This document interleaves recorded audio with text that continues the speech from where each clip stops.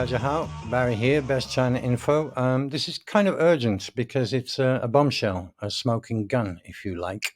This was brought to my attention by a dear friend and comrade, Angelo Giuliano, and this is from 2015. I'm just going to play this and give you a commentary to explain and hopefully explain what the significance and the implications of this are, okay? So we have two people here speaking in a kind of a conference. We have Erkin Alpterin. I'll explain who this guy is, okay? This guy here, Erkin Alptekin, he's Uyghur, apparently. He's in Germany. He got a job at Radio Free Europe, which I guess is connected to Radio Free Asia, CIA.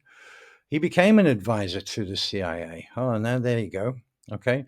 So his connections are quite clear, who he's connected to and with, and probably who pays him for various things. Now this Erkin guy, Erkin Alptekin, clearly, okay, now this is Wikipedia, okay? Now Wikipedia are generally edited and re-edited and censored in favor of the MIC. Okay, so let's be clear that even they are saying Radio Free Europe, he became an advisor to the CIA, okay?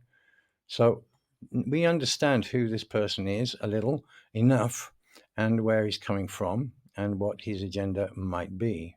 CIA involvement, okay. And he was very heavily involved in the formation of this World Uyghur Congress, who are quite clearly a pretend government in exile, or as I say, they are basically trying to push for separatism for Uyghurs, some Uyghurs in Xinjiang. Here he is, a chief advisor now, but he was one of the people, he was a former president of the World Uyghur Congress. Now, the other guy we're going to listen to a little is this guy, Lobsang Sangay. Okay, this guy here, who, according to Wikipedia, is a Tibetan American politician who is the Sikyong, the president of the Tibetan government in exile, officially known as the Central Tibetan Administration by the USA, not by anybody else. He's held the position since 2012 and previously served with blah, blah, Mr. Lama, and who appointed him as the president in exile. Okay, so now this guy is kind of the highest leader of these so-called exiled Tibetan, whatever they are, movement. So that's who this guy is. So you can see how they're connected and who they're connected to. He studied international law, democracy at Harvard. He holds American citizenship. He's an American. Okay, so these are the two main figures here. This Erkin and Lobsang. Okay, and we know what the connections are. The World Uyghur Congress. Okay, so let's have a listen to this video. Here we go. And that's why we have a proverb, yat ölgünce at öl. Instead of dying in a bed, I'm going to die anyway by through an assimilation process. So why don't I stand up and die like a hero instead of dying in bed like a coward? This is the mentality. Chinese policy had brought the Uyghur into such a position, they are revolting all over at the moment. So the Uyghurs are revolting all over, he said. All over. It is sad, it is bad. We preach non-violence here abroad, at home, because as a result of China's policy, the Uyghurs, in their frustration, they are now on what we call a war pot with the Chinese, whatever they get. So that is the situation going on every day now. So he's stating here quite clearly that the Uyghurs are on a warpath with the Chinese, okay? They're on a warpath with the Chinese. He said they preach peace, but at home in Xinjiang, they're on a warpath with China, okay? Very clearly stated. That's what he's saying, okay? Let's continue. What could happen? In Eastern Turkestan, according to Chinese scholars, they say If in Eastern Turkestan a major revolt breaks out, because the Uyghurs are Muslims, like in the case of Afghanistan, like in the case of Mali, Libya, Syria, Iraq, many Muslims, mujahideens or international terrorists can come and what we call come to assist the Uyghurs to fight against Chinese. Right. So again, it's very clear what he's saying. He's comparing Iraq, Libya, Syria, Mali, wherever, and because these people are Muslim, and that some of the population of Xinjiang are Muslim, that all these foreign fighters, these terrorists or mujahideen, as he's quoted here, are going to come or should come, or he's inviting them to come to Xinjiang and fight against the Chinese. So let's be absolutely clear what this is. This is a declaration of war. I'm going to call it out for what it is. It's a declaration of war. This is your smoking gun 2015.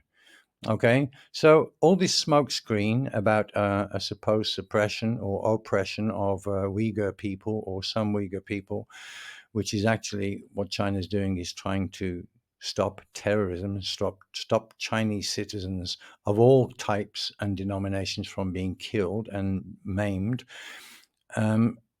There's a reason for this, and the West is portraying it, and it's a smokescreen the way the West is portraying it. And the smokescreen is to cover a smoking gun.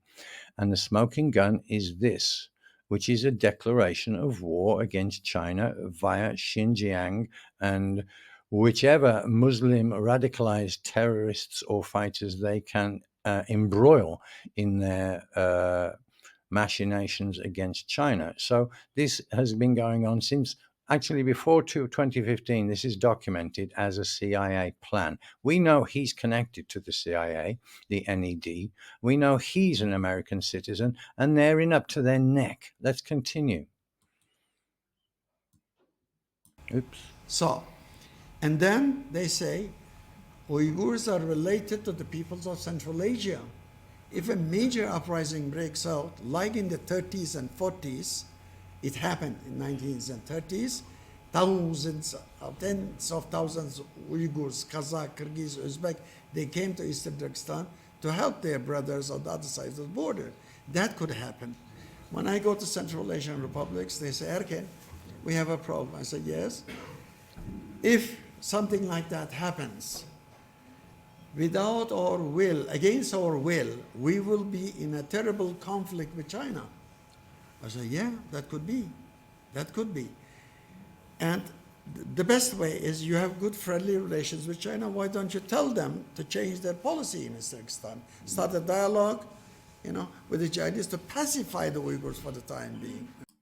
And Central Asia, I'm afraid in such a case, it could spread into Tibet, Mongolia. I have several examples at home. 1 year in Tibet, 2nd year in Eastern Turkestan, revolts broke out. You may know that, some of you. It happened very often that it influenced each other at that moment. So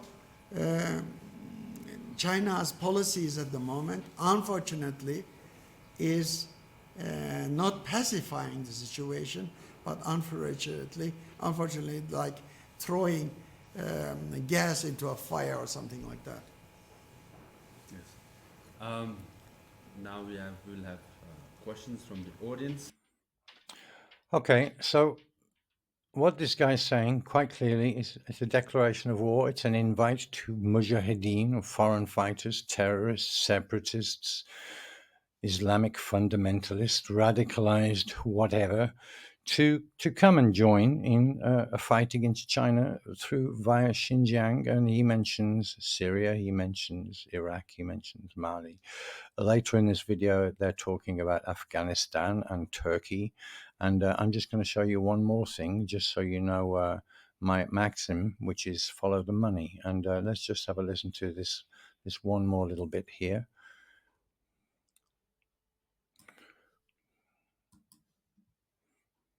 give the right to the people to decide whatever they want to when the time arises. So that is the main point that we should be worried about. In case fell apart, what are we going to do? How are we going to handle the situation? Russia fell apart. Nobody was prepared. Nobody was prepared, and they suddenly broke up. And then it took about a couple of years until they developed their policies. Even the Kazakhstan, Kyrgyzstan, and Central Asian republics were hesitant to declare their independence when Soviet Union did not exist. So we in radio, we broadcast and said, why don't you guys declare your independence, you know? So we should be prepared, not too much about, I gave you an example yesterday, saying that many people are now running after us and saying that, hey, look, you have oil, gas, and all of that. How are we going to do that? They're helping me because in case Eastern Turkestan becomes an independent country, how they would benefit from my oil and gas. That's my oil. Oil companies being contacted, Mr. Yes. My oil. So this guy who's not even Chinese, he's not born in China, he's in Germany, he's working with the CIA and the NED. He's calling the oil and gas that might be in Xinjiang his oil. And this guy, an American citizen, is saying, yeah, the oil and the gas companies are contacting him. Look, they're both smiling.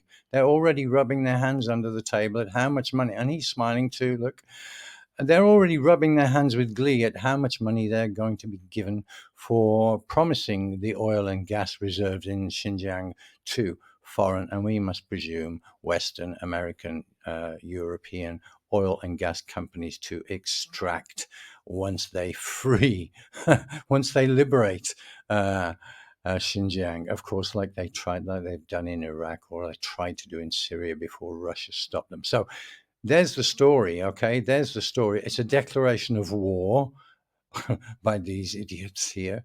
And they're smiling about how much money they're going to make out of the oil companies who have already approached them. Clearly, in their own words, they've said this.